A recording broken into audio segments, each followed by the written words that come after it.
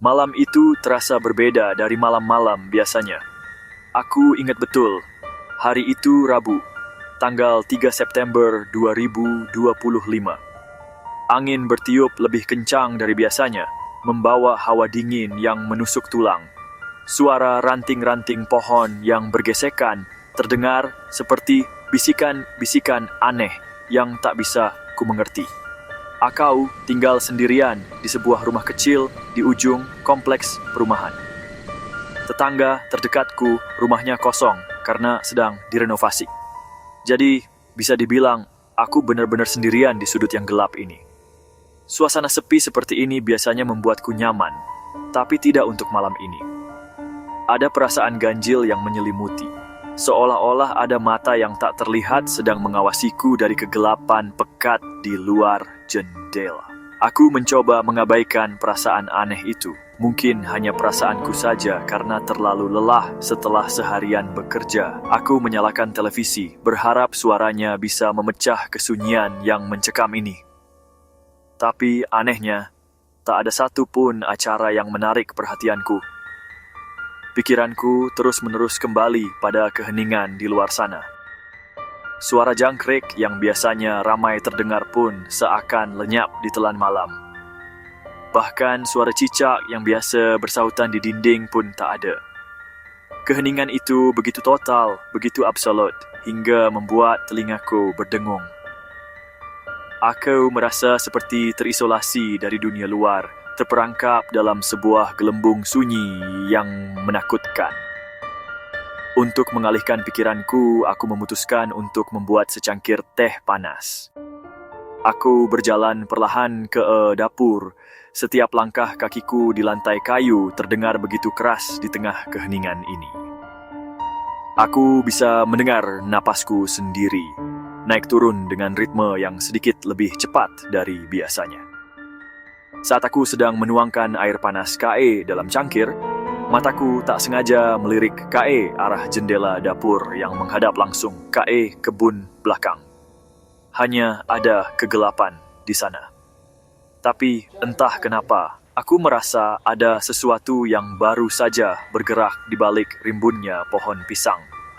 Mungkin hanya kucing liar, kataku pada diri sendiri, mencoba menenangkan jantungku yang mulai berdebar tak karuan. Aku membawa cangkir tehku kembali ke ruang tengah dan duduk di sofa. Kupegang cangkir itu dengan kedua tangan, merasakan kehangatannya yang sedikit meredakan rasa dingin yang menjalari tubuhku. Aku menarik napas dalam-dalam, berusaha meyakinkan diri bahwa semuanya baik-baik saja. Ini hanya malam biasa. Tidak ada yang perlu ditakutkan. Aku hanya terlalu banyak menonton film horor belakangan ini. Namun, jauh di dalam hatiku, sebuah suara kecil terus berbisik bahwa malam ini tidak akan berakhir dengan biasa. Perasaan waspada itu terus ada, membuat setiap bulu di tubuhku berdiri tegak, menunggu sesuatu yang tak ku ketahui akan terjadi.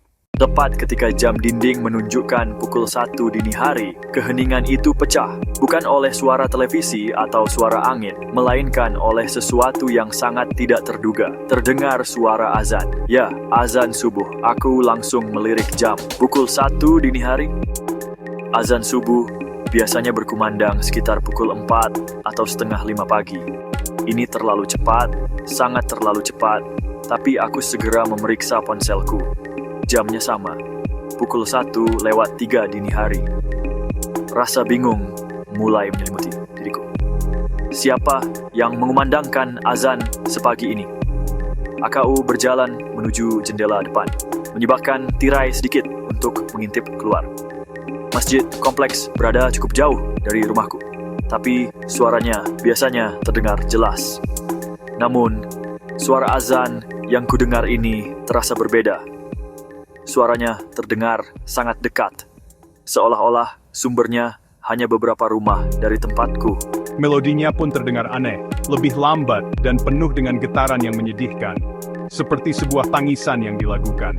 AKU tidak melihat ada orang di jalanan. Lampu-lampu jalan menerangi aspal yang kosong dan basah oleh embun malam. AKU pasti sempat tertidur karena lelah dan tegang. AKU terbangun oleh suara yang sama persis.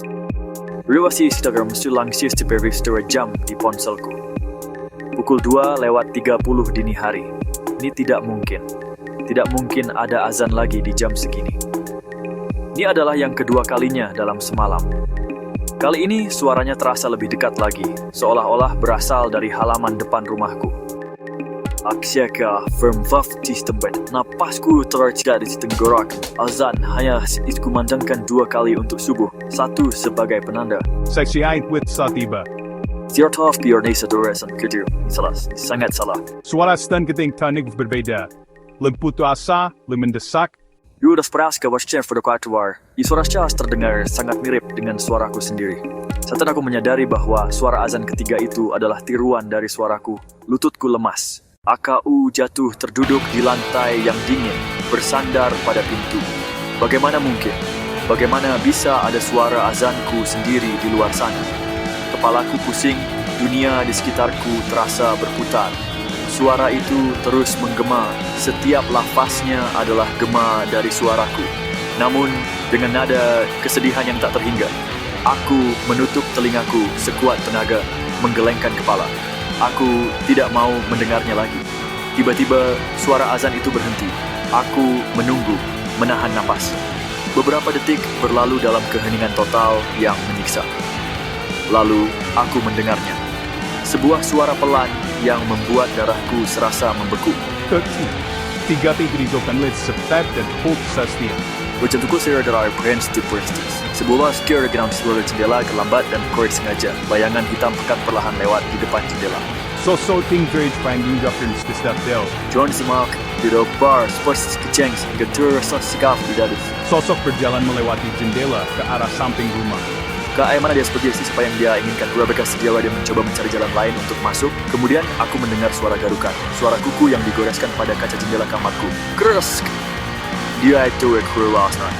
Dia itu rumah indra kosong. Dia secara mencoba menakut-nakutiku. Atau lebih buruk lagi, mencoba masuk AKU. Next itu harus berbuat apa?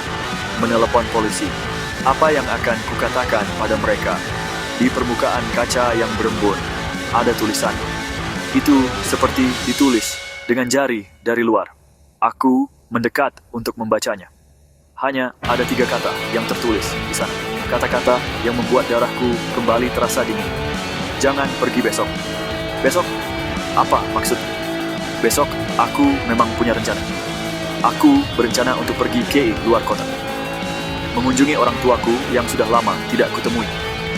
Aku sudah membeli tiket kereta untuk keberangkatan pagi. Bagaimana dia bisa tahu? Siapa dia? Dan kenapa aku tidak boleh pergi? Apakah ini sebuah peringatan? Atau sebuah ancaman? AKU menghapus tulisan itu dengan lengan jaketku. Seolah-olah dengan menghapusnya aku bisa melenyapkan kejadian malam tadi. Tapi aku tahu aku tidak akan pernah bisa melupakan. Sampai hari ini, aku tidak pernah menemukan penjelasan atas apa yang terjadi malam itu. Tidak ada yang pernah mengaku melakukan lelucon itu. Pengeras suara masjid pun baik-baik saja keesokan harinya. AKU akhirnya membatalkan perjalananku hari itu, terlalu takut untuk mengabaikan peringatan misterius tersebut. Aku tidak pernah tahu apa yang akan terjadi jika aku tetap pergi. Apakah suara azan ketiga itu adalah sebuah panggilan dari diriku di masa depan yang mencoba memperingatkanku akan bahaya? Ajay kiting namsurin. Han lebih geli. Royalku tidak tahu dan sungguh seram salam teori rasul pernah tahu. Yang jelas, sejak malam itu, setiap kali aku mendengar suara azan, aku selalu berhenti sejenak dan berdoa dalam hati. Semoga tidak ada yang ketiga.